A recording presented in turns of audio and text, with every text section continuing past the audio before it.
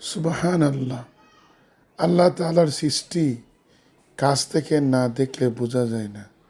মহান আল্লাহ তাআলা কীভাবে সারা পৃথিবী, সারা জাহান কীভাবে তিনি সৃষ্টি করেছেন, কাছে না গেলে বোঝা যাবে না, যেমনি বুঝবেন না। আমরা বর্তমানে আছি শ্রীমঙ্গলের মাধবকুণ্ড, যেখানে চতুর্দিকে পাহাড়, পাহাড় আর পাহাড়, আর পাহাড়ের ভিতরে ঝর্ণা। যে ঝর্ণা বৃষ্টির পানি নয়, এটা আল্লাহ কীভাবে যেন পানি আসে, কত কিলোমিটার দূর থেকে পানিগুলো আসে, যেটা আপনি অনুমান করতে পারবেন না। আমার এখনও মনে আছে, আমি যখন আপনার 2008 সালে শেষের দিকে গিয়েছিলাম, তখন পাহাড়ের উপরে আমি প্রায় 2 থেকে 3 কিলোমিটার আসছিলাম।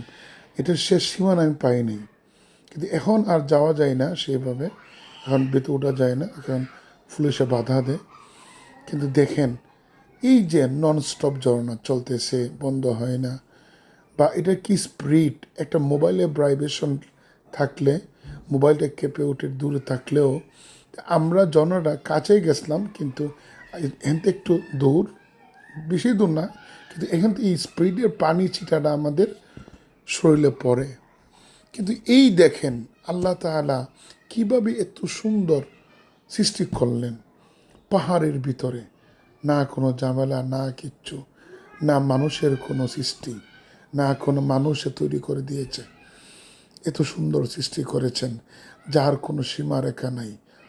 দেখেন পাহাড়ের যে এত সৌন্দর্য, সবুজের ভিতরে যেন একটা জান্নাত। সবুজ, যারা প্রাকৃতিক পছন্দ করেন, যারা গাছগাছালি পছন্দ করেন, যারা পাহাড় পছন্দ করেন, তাদের জন্য এই শ্রীমঙ্গলের মাধবকুণ্ডটা খুব সুন্দর হবে। কি বলবো আপনাকে, মানে আমার মন ছুঁয়ে যায়। এই যে শ্রীমঙ্গল জনটা আমি আজ থেকে আমি এই ভিডিওটা ধারণ করেছি অনেক আগের, আমি আজকে শেয়ার করলাম, কিন্তু আমি অনেকবার গেছি। আমি 2008 সাল থেকে 2025 পর্যন্ত অনেক বছর গেছি। মধ্যে একটা স্টপ ছিল, যেতে পারি নাই, কিন্তু যাওয়ার পরে আমার এই যে আগের একটা ফিল আমার মধ্যে কাজ করছে।